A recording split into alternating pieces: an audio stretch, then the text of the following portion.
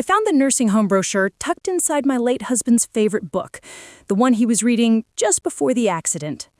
It was for a place called Sunset Meadows, a name so painfully cheerful it sounded like a threat. My son, David, and his impeccably dressed wife, Stephanie, had that practiced, pitying look on their faces when they presented it to me a week after the funeral. They used words like forgetful and overwhelmed, and said it was for my own good. What they didn't know was that I had already found something else tucked in that very same book. A key to a safe deposit box, a thick stack of papers, and a single cryptic note from my husband that read, "They're not who you think they are. Trust the accountant." They thought they were sending their dotty old mother to pasture. They had no idea they were about to lose everything they had ever built, all because they underestimated the woman who raised them. All right, grab your coffee, because this is a story that needs to be told. It all started on a Tuesday, the kind of dreary gray Tuesday that just feels heavy. It had been exactly 1 month since we'd buried Robert, my Robert. 45 years we'd had together, and the silence in our big, rambling house was still a physical thing. I could feel it pressing on my chest. Robert had been the life of this house, the booming laugh in the den during football games, the smell of sawdust from his workshop in the garage, the patient clicking of his keyboard late at night as he balanced the books for his construction company. Our company, really.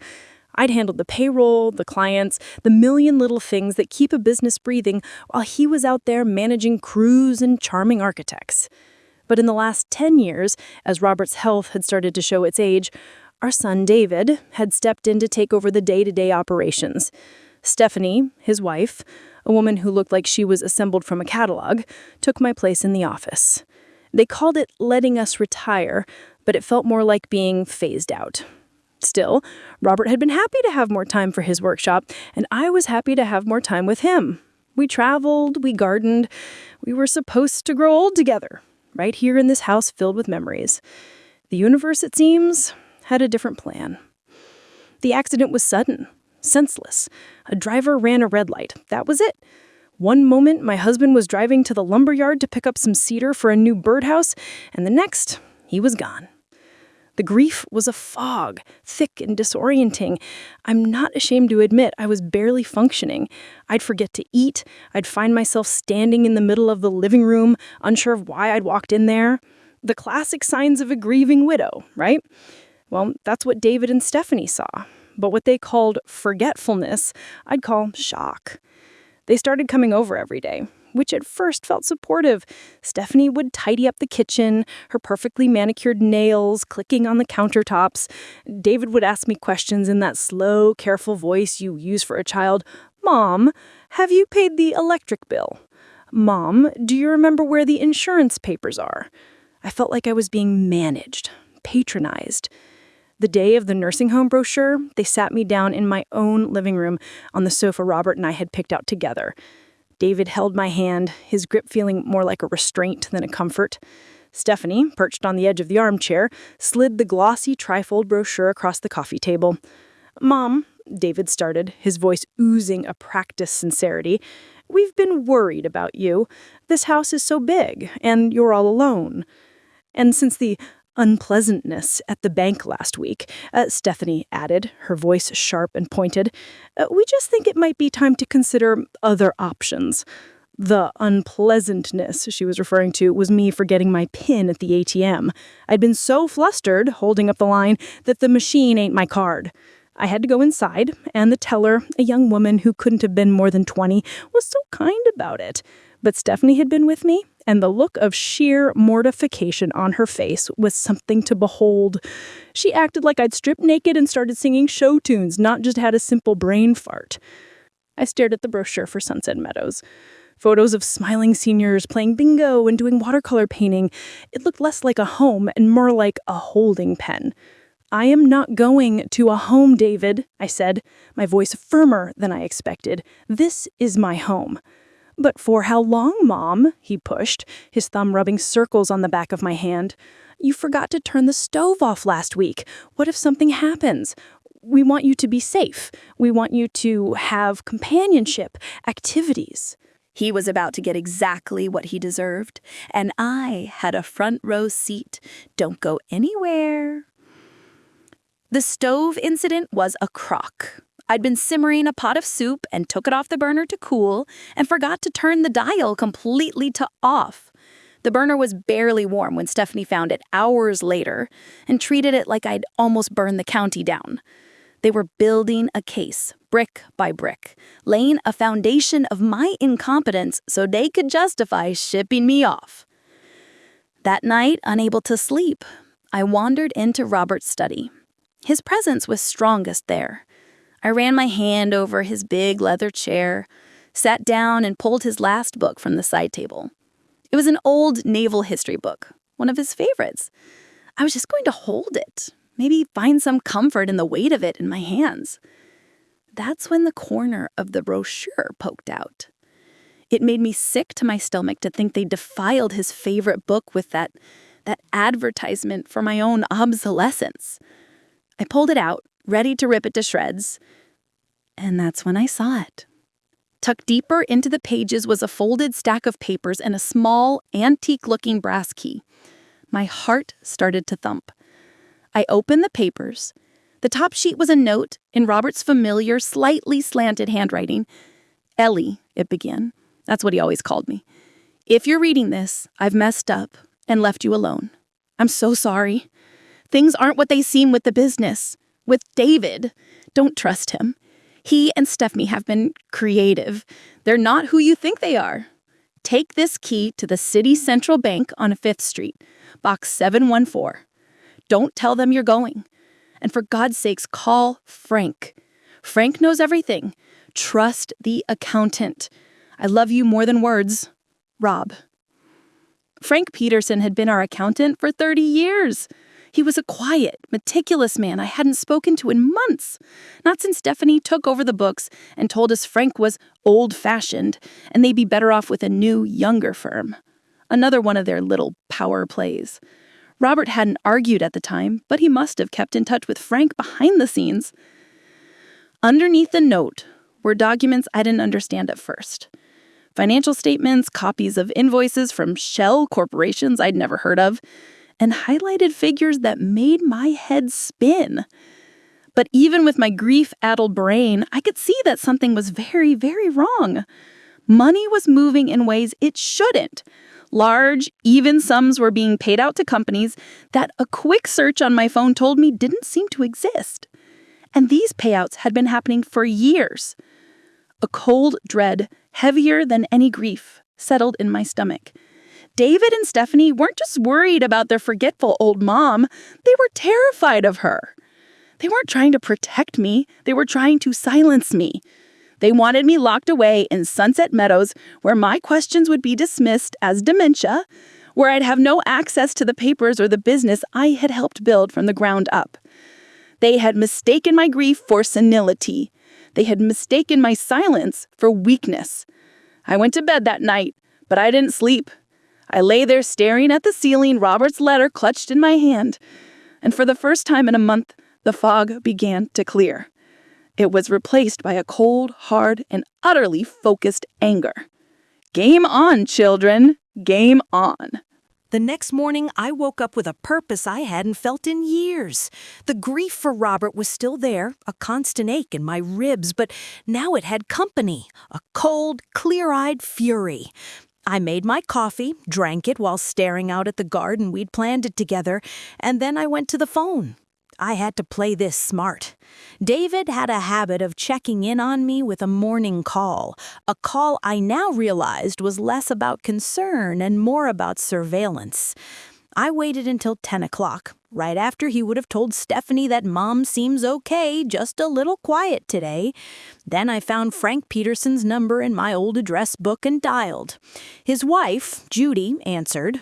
"Eleanor, oh, it's so good to hear your voice, honey. We were so sorry to hear about Robert." Her sympathy was genuine, a stark contrast to the hollow words I'd been hearing for a month. "Thank you, Judy." "Is Frank around?" I asked, keeping my voice steady. "He's right here. Let me get him." A moment later, Frank's familiar, gravelly voice came on the line. "Ellie, How are you holding up?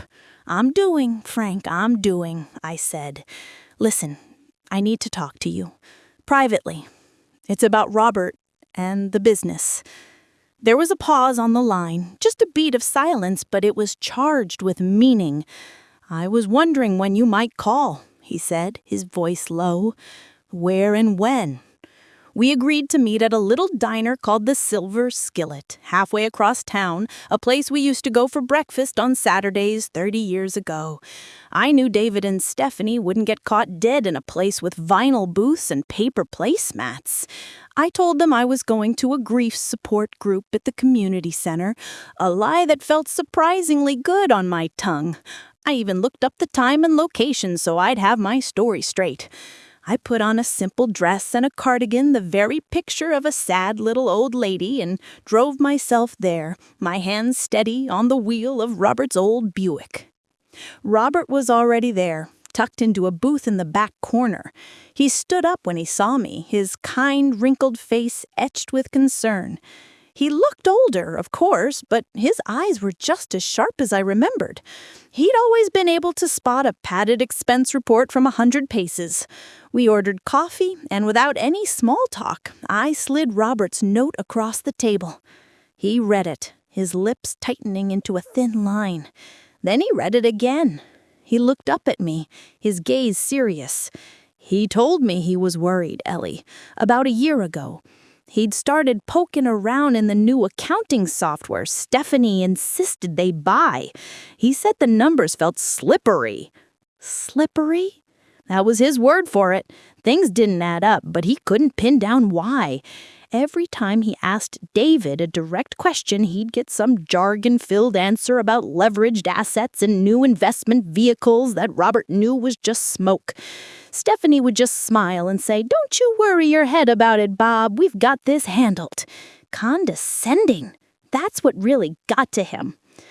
I took out the other papers Robert had left me and spread them on the table. Frank put on a pair of reading glasses he pulled from his breast pocket and began to examine them one by one. The diner buzzed around us, the clatter of plates and the murmur of conversation a world away from the ugly reality taking shape on our table. "Well, I'll be," he breathed after a good 10 minutes, tapping a finger on a summary sheet. "This is it. Shell corporations, wire transfers. He's been billing the company for subcontracting work that never happened. He set up fake companies. Look, Summit Contracting, Apex Design, and he pays them for services never rendered. That money then gets funneled into an offshore account. Your son is embezzling from his own family, Ellie, and not just a little. We're talking millions, over years." I felt the blood drain from my face. Millions.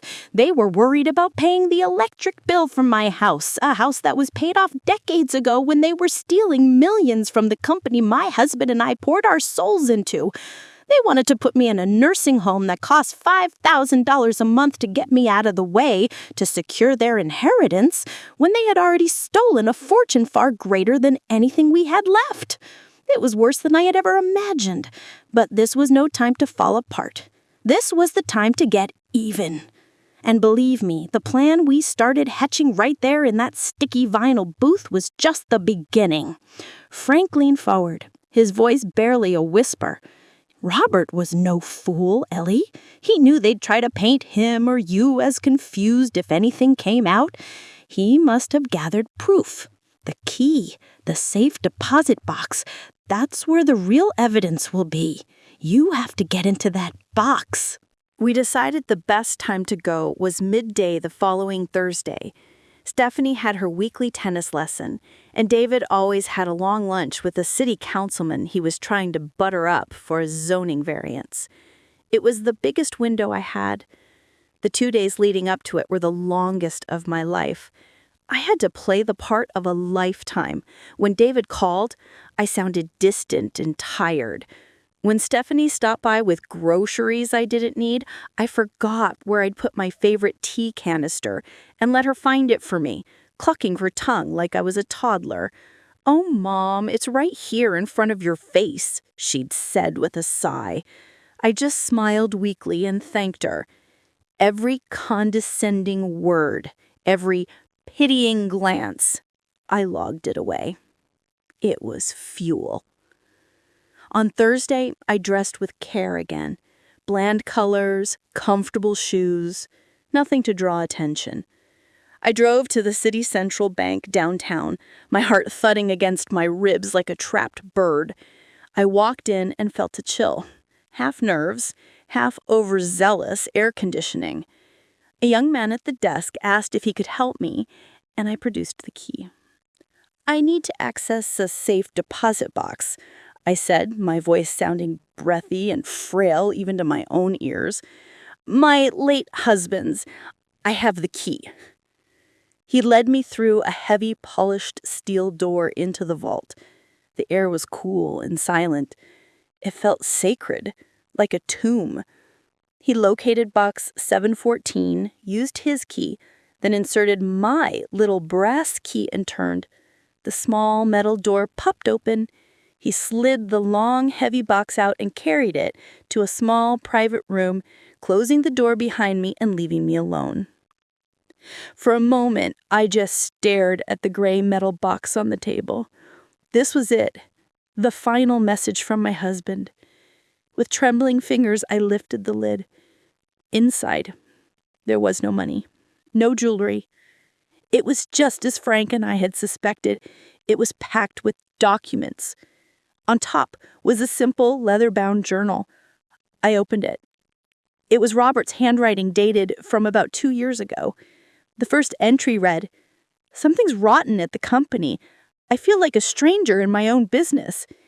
David and Stephanie treat me like a relic, but I'm not a fool. I'm going to start keeping track of things here, for Ellie's sake if nothing else." Page after page detailed his growing suspicions.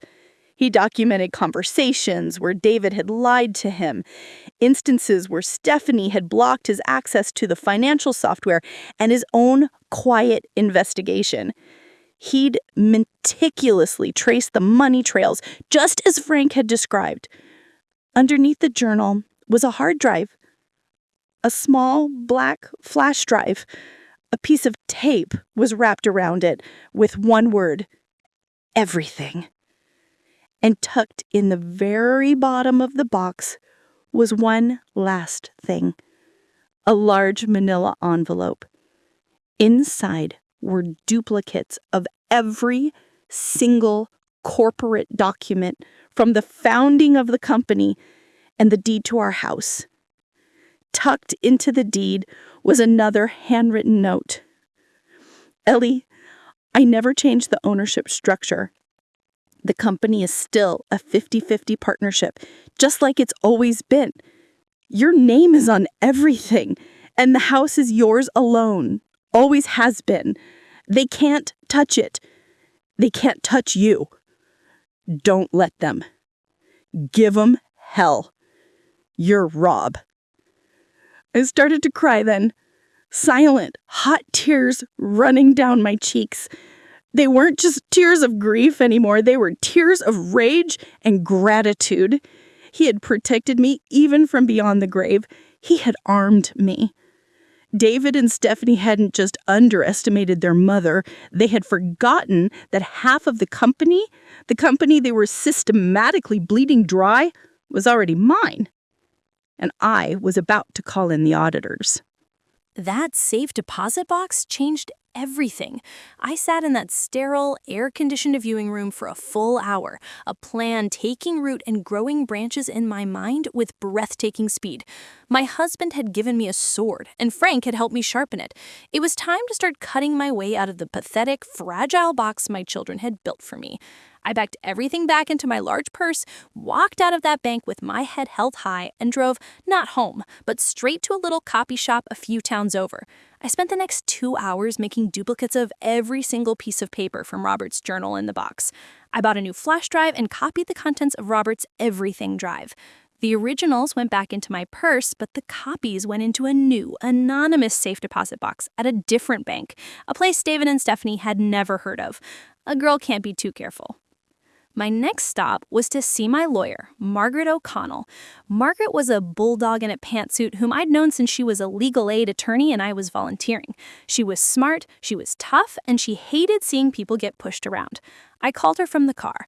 "Margaret, it's Ellie," I said, my voice crackling with an energy she hadn't heard from me in years. "I need to see you now. It's about Robert's estate, but it's much bigger than that." Her office was in one of those sleek, new downtown buildings that smelled of money and ambition. It was Stephanie's world, not mine. But walking in there that day, armed with the truth, I didn't feel one bit intimidated. I felt like I owned the place. I sat across from Margaret's big glass desk, laid out the whole story from the brochure to the journal, and watched her expression go from sympathetic to intrigued and then to a slow, predatory grin that made me feel deeply vindicated. "My God, Ellie," she said, leaning back in her chair and steepling her fingers. "They thought they could pull this off? They'd put it in writing?" She almost laughed. "And they did it to you? You who taught half the business owners in this town how to read a balance sheet at those community college workshops." She was right. I wasn't just a grieving widow. I was Eleanor Maxwell, co-founder of Maxwell & Son Construction, the woman who'd single-handedly negotiated the supplier contracts that had put our company on the map, the one who could smell a bogus invoice from a mile away, the one they had tried to erase. And just when he thought he had me backed into a corner, he forgot who he was dealing with. Stick with me, because you'll want to see how this plays out. Margaret and Frank started working in tandem. Frank, with his meticulous knowledge of our old books, could cross-reference the falsified invoices on Robert's drive with years of legitimate company spending. He could pinpoint the exact dates the embezzlement started and how it escalated. Margaret, meanwhile, started drafting the paperwork. We weren't going to the police, not yet. This was a private matter, a family matter.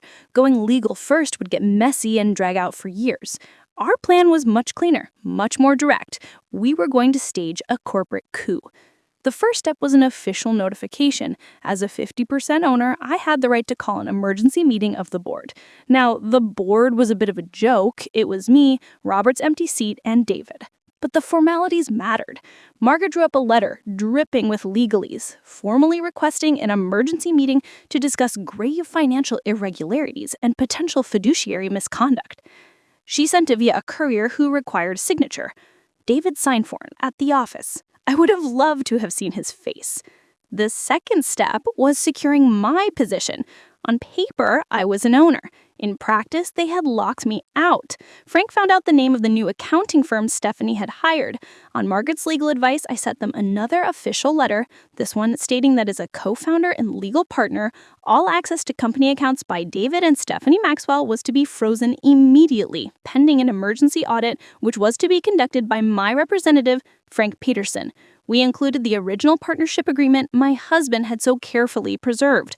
Checkmate. The call started 30 minutes after that second courier left their office. It was David, and he was apoplectic. "Mom, what the hell is this? Are you out of your mind? Margaret O'Connell sent us some insane letter, and the accountants just called me saying our accounts are frozen. You can't do this," he yelled into the phone. I took a deep, calming breath. This was the performance. I made my voice sound small, confused, and frail. "David, oh dear, I don't understand. A letter? My lawyer said it was just a formality, something about Robert's estate. You know my head has just been so foggy since everything." "Foggy? Mom, you've frozen the entire company. We can't make payroll. We can't pay suppliers. What are you doing?" "Oh, payroll. Oh, dear heavens, I'm so sorry, son. Margaret must have gotten it all mixed up. Let me call her. I'm so confused." I was enjoying this far too much. I was giving them the dotty old woman they so desperately wanted me to be. Let them think a sharp lady lawyer was pushing their befuddled mother around. It would make what came next so much sweeter. They bought it, hook, line, and sinker. They probably imagined me sitting in my quiet house, wringing my hands while my barracuda lawyer ran wild. For the next 48 hours, they scrambled, calling their own lawyers, who undoubtedly told them what a precarious legal position they were in. The emergency board meeting was set for Friday at 10 a.m. in the company conference room. My conference room. David and Stephanie arrived looking like they were marching to their own execution. David's face was pale and tight with fury. Stephanie's perfect porcelain veneer was cracking. Her smile was gone, replaced by a thin, bitter line. I was already there, sitting at the head of the long mahogany table, in the chair that had always been Robert's. Frank was on my right, with a neat stack of files in front of him. Margaret was on my left, looking calm and lethal. "Thank you for coming," I said, my voice clear and strong. Not a hint of the confusion I had faked on the phone. The shock on their faces was the first down payment on the justice I was owed. "David, Mom, this has gone far enough. You need to call off your lawyer and unfreeze our accounts. You're destroying the company." "No, David," I replied, meeting his gaze without flinching. Or should I say, you were. Margaret slid a thick file folder across the table toward them. "I believe you know what this is," she said coolly. "It's a comprehensive forensic audit of the last 5 years of company finances. Or perhaps you'd be more familiar with this." She slid a second folder over. "This one is a slightly more personal document. It's your father's journal where he detailed your embezzlement scheme right down to the offshore account numbers in the Cayman Islands." Stephanie let out a small, horrified gasp. David's face went from pale to a ghastly shade of gray. He looked at me then, truly looked at me, and for the first time, he saw not his dotty old woman, but the woman who had helped build this entire world he tried to steal. The game was up. He knew it. And the terms of my surrender were going to be harsh. The silence in that conference room was thick enough to choke on. David stared at his father's journal like it was a snake poised to strike. Stephanie, for her part, looked like her soul had been vacuumed out of her exquisitely tailored blazer. All the color was gone from her face, leaving only the expensive makeup. Where did you get that?" David stammered, his eyes darting between the journal and me. "Your father was a lot of things, David," I said, my voice as cold and hard as the granite countertop in Stephanie's kitchen. "But a fool was never one of them. He knew you. He saw you. He just couldn't believe his own son. His only child would betray him so completely. But he prepared, just in case. He did it to protect me."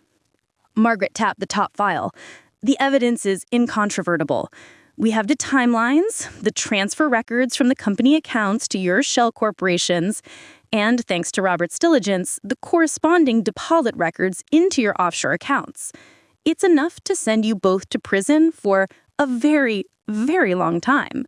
Grand larceny, wire fraud, embezzlement, the list is quite extensive."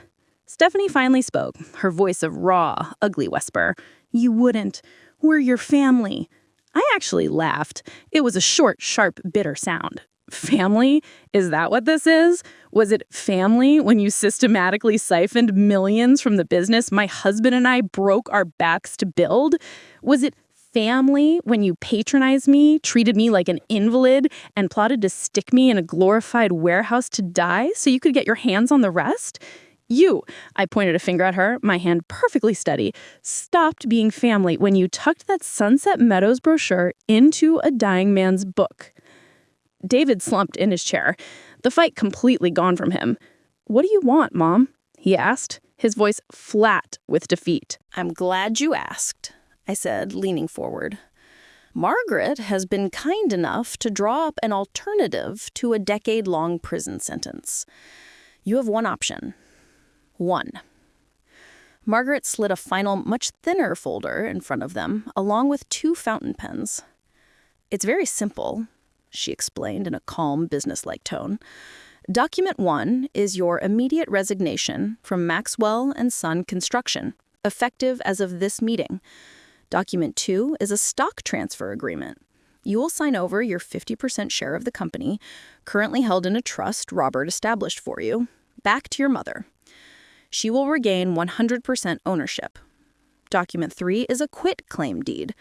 The house you currently reside in on Sycamore Lane is and always has been company property. You will vacate it within 30 days. Finally, Document 4 is a full and detailed confession of your actions, along with a legally binding non-disclosure agreement. If you sign all of these, your mother agrees not to press criminal charges. If you so much as breathe a word of this to anyone or challenge this agreement in any way, a copy of this entire file goes directly to the district attorney's office. The choice is yours. I know this part is hard to hear, but it's important. The truth was about to come out, and it was going to be glorious. David picked up the pen. His hand was shaking. He didn't even read the documents. He just started signing. His signature, a frantic, angry scrawl on each page. Stephanie stared at him, then at me, her eyes filled with a venomous hatred that I was glad to finally see out in the open. She picked up the other pen and, with a vicious flick of her wrist, signed her name. It was over in less than 5 minutes. The empire they had stolen, the life they had built on lies, all signed away on 4 pieces of paper. They stood up, wordlessly, and walked out of the conference room. They didn't look back. I took a deep breath, the first truly deep breath I had taken in a month. "Frank," I said, turning to the man who had been my rock through this, "I believe your retirement is officially over. I'd like to hire you back as chief financial officer at twice your old salary." A slow smile spread across his face. "Eleanor," he said, "it would be my absolute honor." The weeks that followed were a blur of activity. Frank and I dove into the company's books, and the true extent of the damage was breathtaking. David and Stephanie had been using it as their personal piggy bank for years. They'd taken out enormous loans against company assets to finance their lavish lifestyle. They'd neglected our relationships with longtime suppliers and driven away talented employees with their arrogant management style. The company was bleeding, but the wound wasn't fatal. We could save it. I started showing up at the office every single day. I was 68 years old, and I felt more alive and invigorated than I had in a decade. I remembered the names of the foremen, the project managers, the administrative staff. The relief on their faces when they saw me back in charge was palpable. We had a lot of work to do, but for the first time in years, the company had a leader who actually cared. Meanwhile, David and Stephanie's world was imploding. They had 30 days to get out of their 5,000 square foot company-owned mansion. All their credit cards, the ones tied to the business, were canceled. The luxury cars, leased in the company's name, were repossessed right out of their driveway. The story we put out was simple and professional. Following the passing of Robert Maxwell, the company is undergoing a significant restructuring. David Maxwell has stepped down to pursue other opportunities. No one in our social circle really bought it, of course. The rumors flew. One of their neighbors, an old friend of mine named Carol, called me. "Ellie," she said, her voice a conspiratorial whisper, "there's a moving van at David and Stephanie's house. Not a big professional one either. One of those rent-by-the-hour jobs. And I saw Stephanie trying to sell her designer handbags on a neighborhood Facebook group." I simply feigned surprise. "Oh, is that so? I'm sure they'll land on their feet. They're very resourceful." The stolen money, the millions in the Cayman Islands, Margaret had an idea about that. While we couldn't legally touch it without a criminal case, we could certainly flag it. A well-placed anonymous tip to the IRS about a U.S. citizen with undeclared offshore accounts would make accessing that money a logistical and legal nightmare for them. It wouldn't get my money back, not directly, but it would ensure they could never truly enjoy their ill-gotten gains without looking over their shoulder for the rest of their lives. On the 30th day, I drove to Sycamore Lane. Their moving truck was gone. The house stood empty. I used my key, the master key I had for all company properties, and let myself in. They'd left it a mess. Scuff marks on the walls where furniture had been dragged, takeout containers on the counter. In the master bedroom, on the floor of the empty walk-in closet, was a single, forgotten item. A glossy trifle brochure for a place called Sunset Meadows. I picked it up. A slow smile spread across my face. I finally knew what to do at the house. My revenge wasn't complete. It was time for the final act, an act of what I like to call poetic justice. Holding that glossy brochure in my son's empty, trashed house, a wave of inspiration washed over me, so pure and perfect it was almost sublime. They had wanted to put me in a home, a sad, sterile place where I'd be warehoused and forgotten. They had used this exact house, this monument to their greed, funded by my family's legacy, as the launching pad for their little plot. The irony was just too delicious to ignore. I walked through the empty rooms, the echoes of their entitled lives still clinging to the air, and my plan settled into place, fully formed and deeply, wonderfully just. The next day, I called a meeting with Frank and Margaret. "I've decided what to do with the Sycamore Lane property," I announced, laying the Sunset Meadows brochure on my desk. "We're going to renovate it." Frank raised an eyebrow. "Are you going to flip it? Good market for it." "Oh no," I said with a smile. "We're going to do something much more valuable. We are going to partner with the County Board of Aging. I learned last week they have a desperate need for transitional housing, specifically for seniors who have been victims of financial abuse or have been unjustly evicted by their own families, people who have nowhere else to go." Margaret's predatory grin returned in full force. "Ellie, you are a genius." Maxwell & Son Construction will handle the entire renovation, pro bono. We will make it fully handicapped accessible. We'll turn the 5 bedrooms into safe, comfortable suites for 6 residents at a time. We'll call it the Robert Maxwell House, a place for second chances. My own company got the contract. My crews, who were loyal to Robert and me, worked on that house with the dedication I hadn't seen in years. They ripped out Stephanie's gaudy, gold-plated fixtures and replaced them with warm woods and clean, functional designs. They tore up the cold marble floors and installed beautiful, non-slip hardwood. The ridiculous home theater became a cozy communal library and sitting room. The pristine, untouched chef's kitchen was redesigned to be a place where residents could cook together. Every swing of a hammer felt like an act of justice, reclaiming that space from greed and turning it into a sanctuary of grace. The whole project took 4 months. I supervised every detail. While this was happening, I poured myself back into the business, stabilizing our finances, reassuring our clients, and restoring the reputation my son had nearly destroyed. Life was returning to the company. And to me. David and Stephanie, from what I heard, were not doing so well. Carol, my neighborhood spy, reported they had rented a sad little 2-bedroom apartment above a dry cleaner's on the other side of town. The anonymous IRS tip had apparently borne fruit. Their offshore accounts were hopelessly entangled in a legal and financial web that would take them years and a fortune in legal fees to even begin to unravel. Stephanie, who had never held a real job in her life, was now working the cosmetics counter at a department store. Someone I knew saw David applying for a project manager position at a rival construction firm. He didn't get it. His reputation, it turned out, preceded him. The day finally came for the dedication of the Robert Maxwell House. I made sure it was a big event. I invited the mayor, the city council, and a reporter from the local paper. I invited every single person from our old social circle, the friends who had been at their lavish parties, who had admired their success, who had probably heard their whispers about poor, dotty old Eleanor. The house was beautiful. Sunlight streamed through the windows, gleaming on the polished floors. Flowers were everywhere. The first 6 residents, lovely people with heartbreaking stories and resilient spirits, were my guests of honor. I was standing near the front door, greeting guests. When I saw them, David and Stephanie, they stood across the street, partly hidden by a large oak tree, looking on.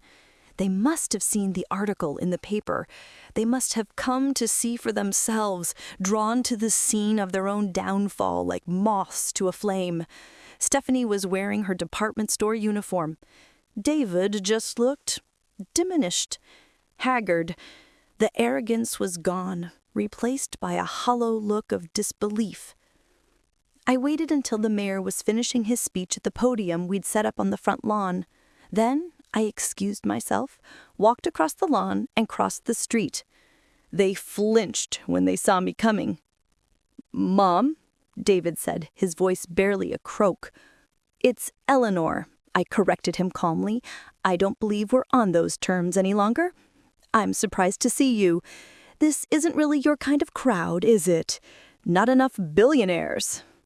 Stephanie stared at the house, her former home, now filled with laughter and people her old self would have considered disposable.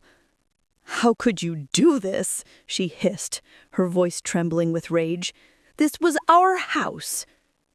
"No," I said, looking her directly in the eye. "It was never your house. You were just squatting in it. You built it with stolen money, and it was filled with lies. Now it's built with purpose. It's a home for people who truly need one, a concept I know you find foreign." I looked from her face to my son's. He couldn't meet my gaze. He just stared at the ground. There was nothing left to say. He was a stranger to me. They had made their choices. I had made mine. I turned my back on them for the last time and walked back to the party, back to my friends and my new purpose. As I stepped onto the lawn, a cheer went up from the crowd as the official plaque next to the front door was unveiled. The Robert Maxwell Second Chance House, built on the principle that dignity is not a privilege but a right. Today, the company is more successful than it's been in 15 years, and we now have a charitable foundation. The Robert Maxwell House has helped dozens of seniors get back on their feet. I still live in the big, rambling home Robert and I shared, but the silence is gone. It's filled with the laughter of my grandkids, my daughter's kids, who visit often, and the bustle of my own busy, fulfilling life. My son and his wife? I hear they moved out of state a while back. They sold off whatever they had left and simply disappeared. They couldn't stand living in a town where every corner, every face was a reminder of what they'd lost and how they'd lost it. They had tried to put me in a home designed to make me invisible. In the end, they were the ones who vanished. They don't have a mansion, they don't have a reputation, and as far as this town is concerned, they don't have a home at all. And my name is Eleanor Maxwell. I'm 69 years old, and I sleep very, very well at night. Your watch to the end. Be click here. You will hear another story from my grandma.